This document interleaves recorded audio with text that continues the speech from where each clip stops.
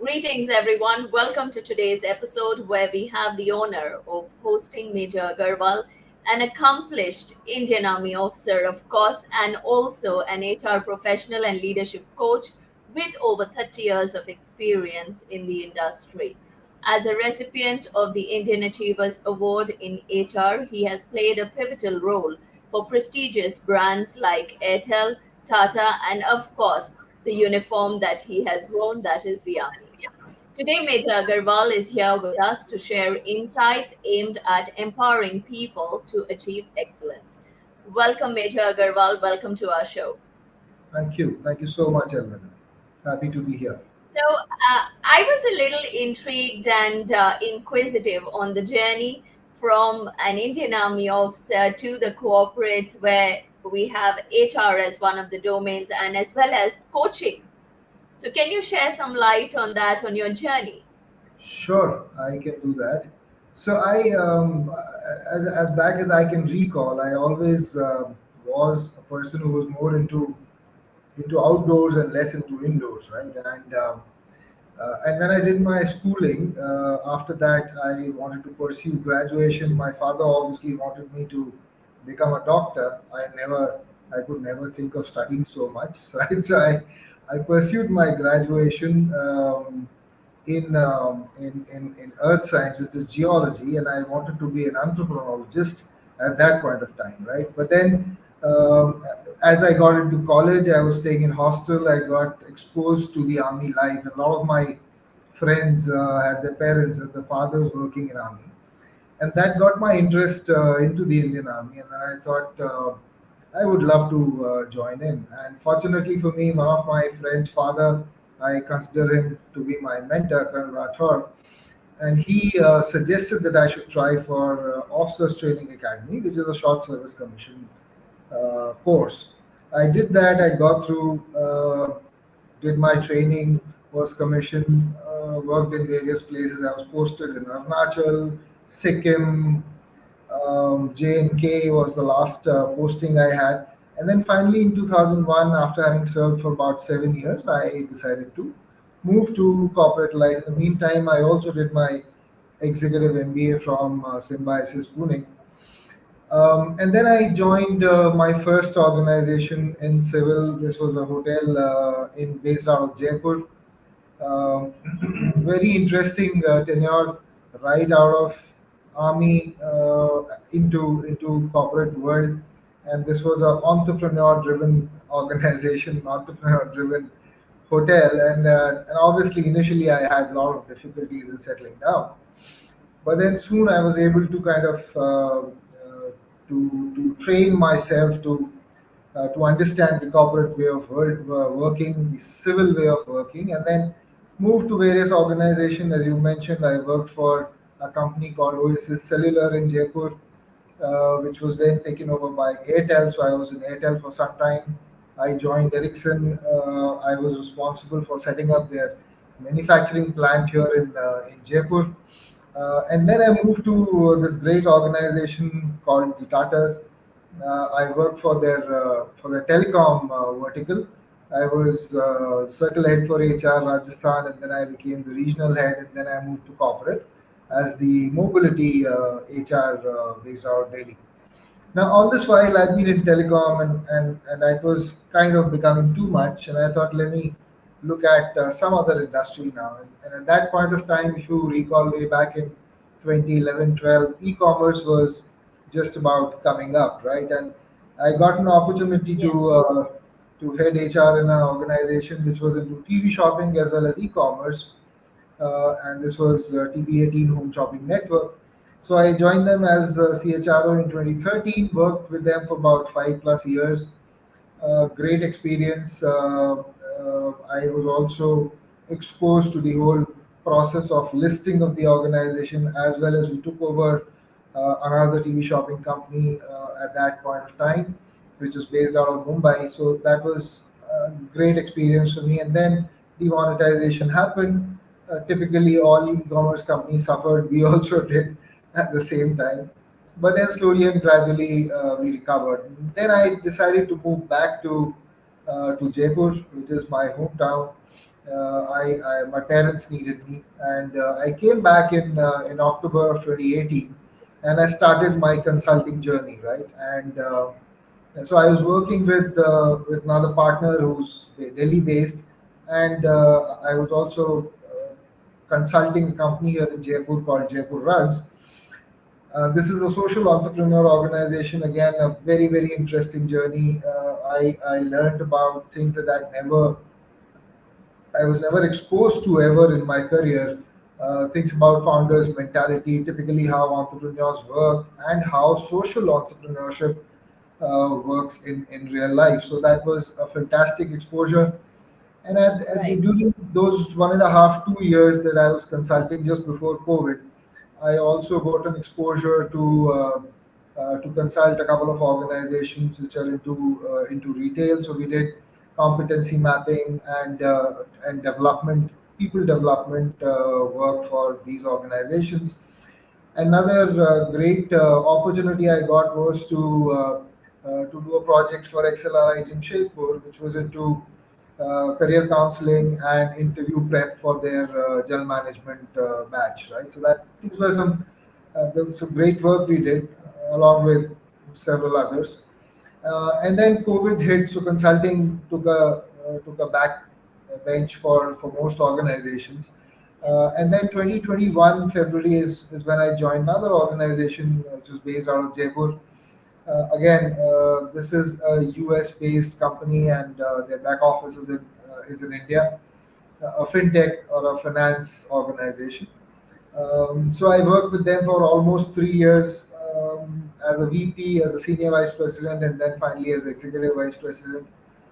Last year is when I decided to kind of hang my boots for sure and start my own consulting into people development, right? And I call this initiative as executive excellence, enabling people and organizations.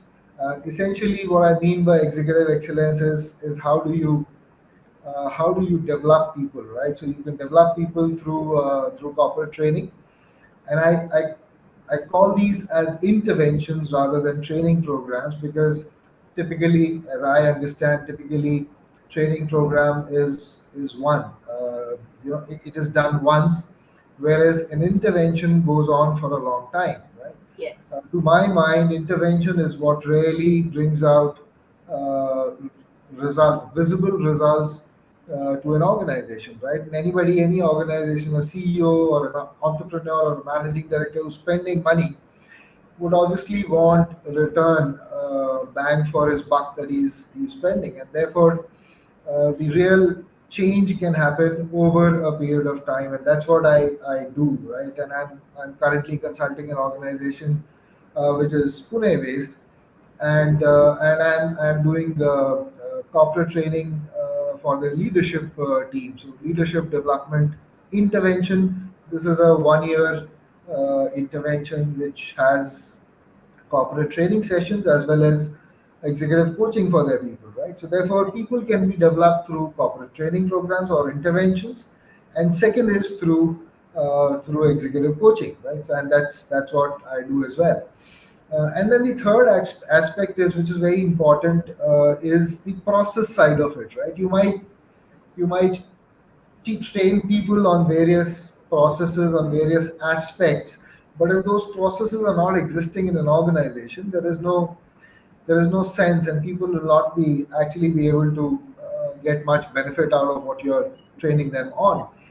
And therefore, it is important that those processes are also developed in the organization, and therefore, process excellence, specifically from an HR or from a organizational development perspective, is something also that I do for various organizations now. So Beautiful. that's That was a whirlwind of a journey, I must say. oh Because my yes, next question to you was about executive okay, excellence, and you answered it. all So right. I'll skip that question then. So, speaking about running through various industries with so much of experience, so you have faced a lot of diversity in the experience with common challenges of organizations or HR per se. So, what are the challenges, the common challenges that organizations face, and how do you create an action plan for them to come out of it? Um, okay, so challenges are multiple, right? So I'll give you several examples to emphasize my point. So I was working in this organization, and suddenly demonetization happened, right? So which is a huge change, almost. So as far as top line is concerned, or sales is concerned, there was a dip of almost 80-85% because at that point of time, most of the customers or most of the sales was cash on delivery, right?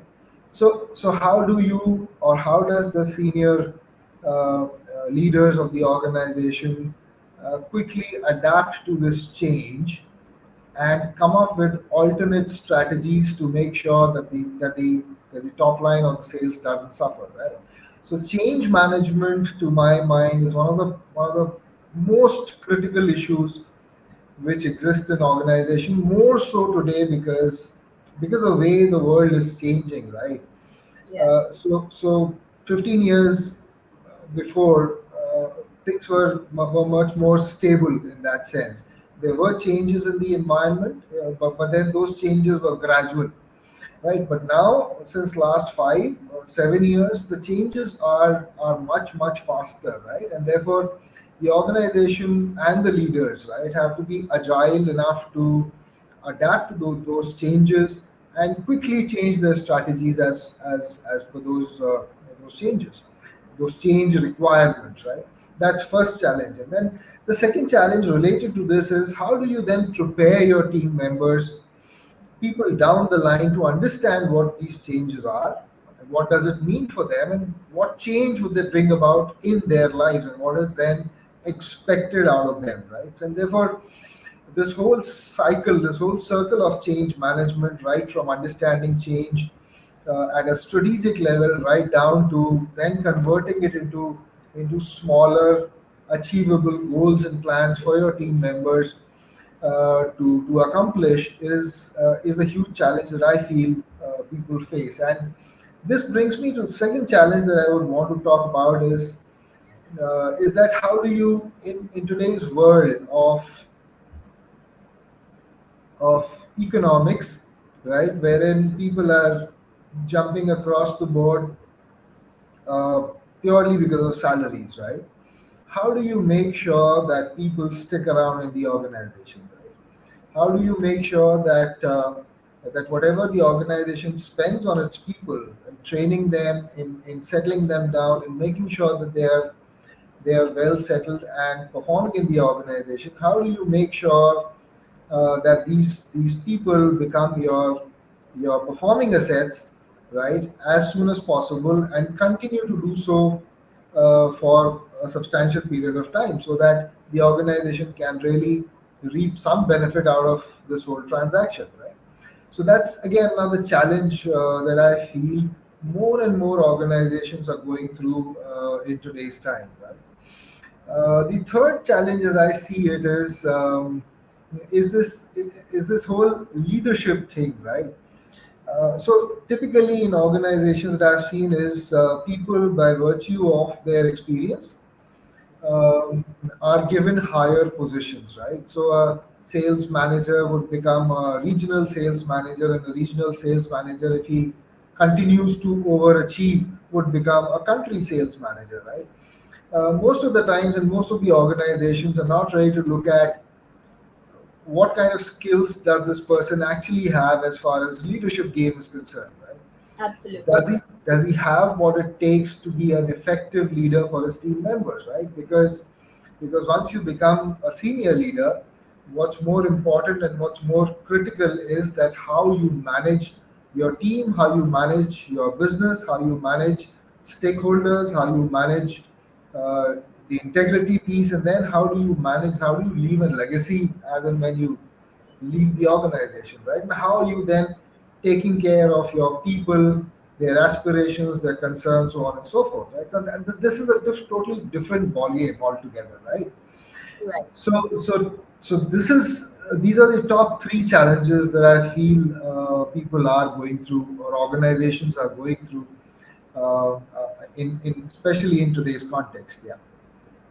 Great, amazing. So, speaking about leadership, like you mentioned, that leadership qualities is very important. So, what do you think are the critical components of a leadership developmental program?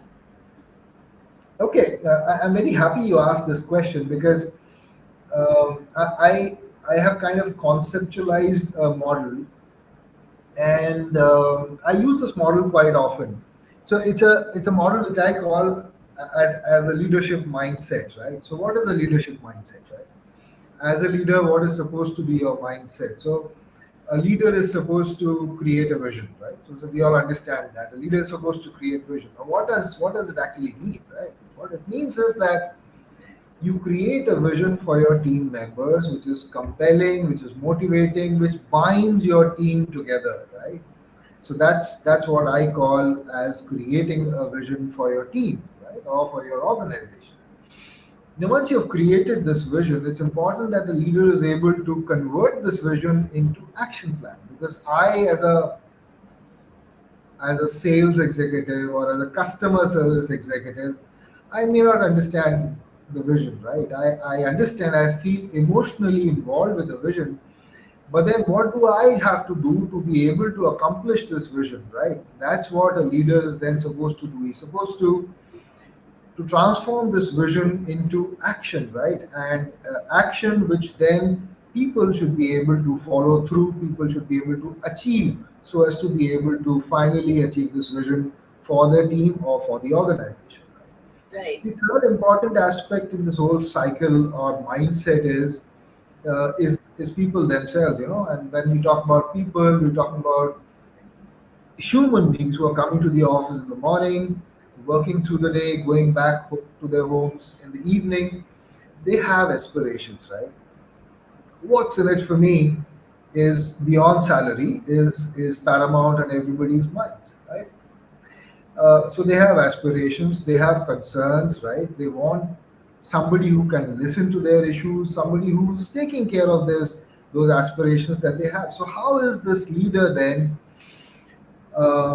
is able to communicate, right? Is able to understand, is able to take care of the aspirations of his people. And this goes takes me back to when I joined the army, and the first thing as a young officer, the first thing I was asked to do by my company commander, battery commander, my immediate senior, was to know each and every individual in my team, which was roughly about 150 people, right? So knowing about their families, knowing about where they come from, knowing about what they want to become, their potential, their careers, their courses that they've done, so on and so forth, right? And I truly believe that a leader to be successful, you are supposed to do that, right?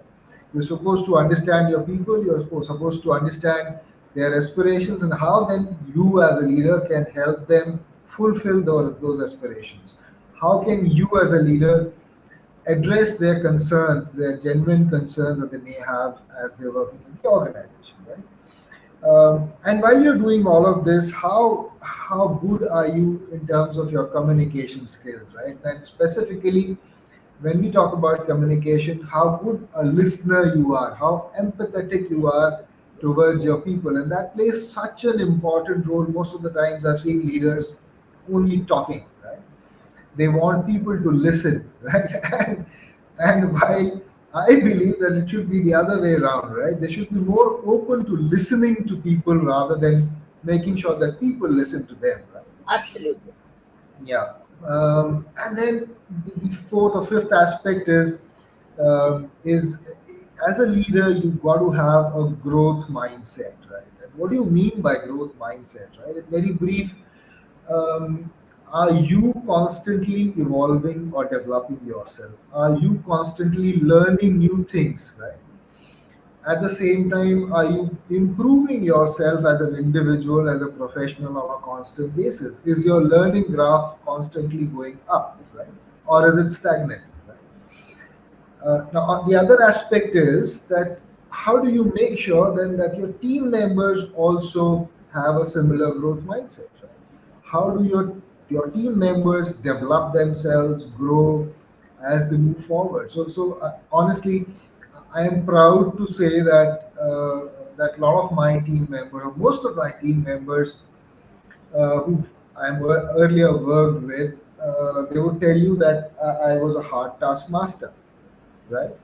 But at the same time, they would also tell you that I was really concerned about their growth journey. As a result, most of them today are heads of HRs in various organizations, mid-size, large size, across the country, right? And when I talk to them, I feel a sense of satisfaction that yes, as a leader, I've been able to achieve something in my life, right? And that is what I believe that as a coach, I believe that's my purpose as well, right? But anyways, we're digressing. So the sixth aspect is this whole thing about integrity, and again going back to the army ethos, right? Uh, as an officer, integrity or doing the right thing is pushed down into our DNA, right? Yeah. It becomes part of our DNA. As a leader, I believe, and especially today in an interconnected world, it is critical that a leader is high on integrity, that the leader is doing the right things, is seen as doing the right things, is walking the talk, is being ethical, is being fair, right? And therefore, are you seen as a person, as a leader who's high on integrity? Because people look up to you, right? People just don't listen to what you are saying. People also do what you're doing, right? And if you are not high on integrity, be rest assured that your people would never be, right? That's a fact. And the final aspect of this leadership mindset is what kind of legacy you are leaving behind when you leave the organization. Right? So you might leave the organization on retirement tomorrow, 5 years, 10 years, but whenever you leave the organization, are you remembered for the good things that you did in the organization? Are you remembered for the good processes that you set up in the organization? Or are you remembered as one of those guys who just came and spent time and went away, right? So, what kind of Correct. legacy you are leaving in the organization? That's another very, very important aspect. And this whole cycle of six aspects that I talked about is what I call leadership mindset, yeah. And that's what I train and coach people on. Right? Perfect. So, when again with the state of mind, the growth mindset, leadership concept is very important. So, what advice would you give professionals to enhance their leadership skills? Some tips for us. Okay, so the most important aspect that I would tell people is that, and we just talked about it, is to listen more and talk when you have to. Be very precise, be very concise. So it's essentially about this whole game of or gamut of communication skills. How good are you in your communication skills, right? And I was reading somewhere, and I'm very fond of reading. So I was reading somewhere that almost, it's a fact as well. Uh, a leader spends almost 80 to 90% of their time communicating, right? So you might be communicating verbally, on emails, through various other means of communication, non-verbally, through your body language, so on and so forth. But essentially, almost 80 to 90% of your time spent communicating with your team members, right? So build on your communication skills, right?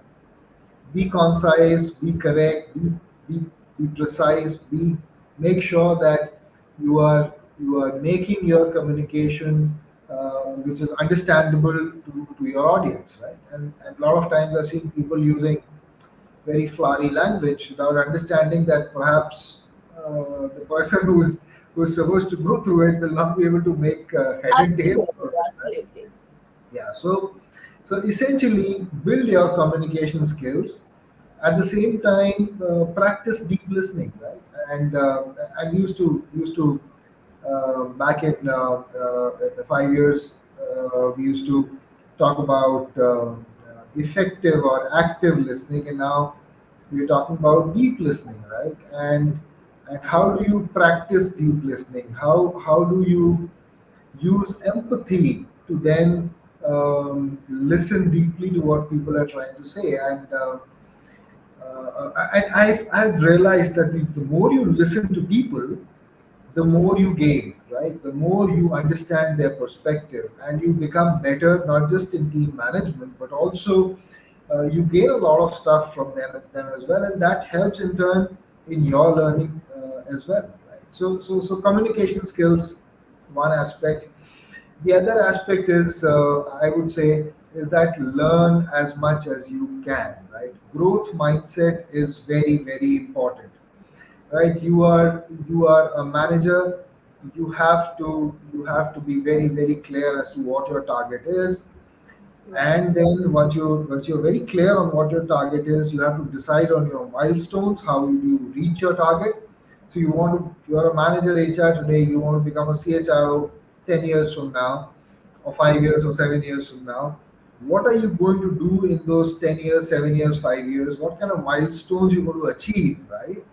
In those 5 years, 7 years, 10 years, to be able to reach that position, right? Define those milestones and then work relentlessly day in and day out, work on those targets, right? Make sure that you overachieve and not underachieve at any given point of time, right? So that's very growth mindset, like I said, is absolutely essential. And I think all leaders or people who are aspiring to be leaders have to be growth oriented all the time. Yeah. Perfect. So, what's the last piece of advice that you would like to give our audience? Advice, I don't think I am learned enough to be giving advices, but yeah, what one as a senior colleague, what I would suggest, sincerely suggest people is that uh, have an open mindset, right? It's very important for you, or especially for leaders, to have an open mindset. A lot of times we create these noises in our mind, right? We create preconceptions in our mind. He is that kind of a person. This situation is not good for me. We are overcritical about ourselves, right? As well as then overcritical about people, also people, situation, things, circumstances. There are going to be difficulties, there are going to be issues, there are going to be difficult people to manage. All of that is part and parcel of what life brings you, right? Now, as a leader, you cannot fight it. What you can do is that you understand the situation and you modify your behavior, your way of working, your way of managing people, situations, circumstances in your best possible way without letting these people, situations, circumstances affect you in any way. Right? Tough to say, but yes, if you can achieve that, I think nobody can stop you. Yeah. Thank you so much for that last piece of advice and for your time. It was a pleasure having you as a guest on Code Speak by R, powered by You Stride. That's all from me, guys. I'm signing off, and until next time, remember the key takeaways. Number one, growth mindset. Second is learning never ends. And as leaders, it's very important to be a good listener. Listen to understand and then understand and communicate. Thank you so Thank much, you. Mr. Agarwal. Thank you so Thank you much so for much. your time. Thank you. It was a Thank you. pleasure having you on the show. Thank Thank you. you.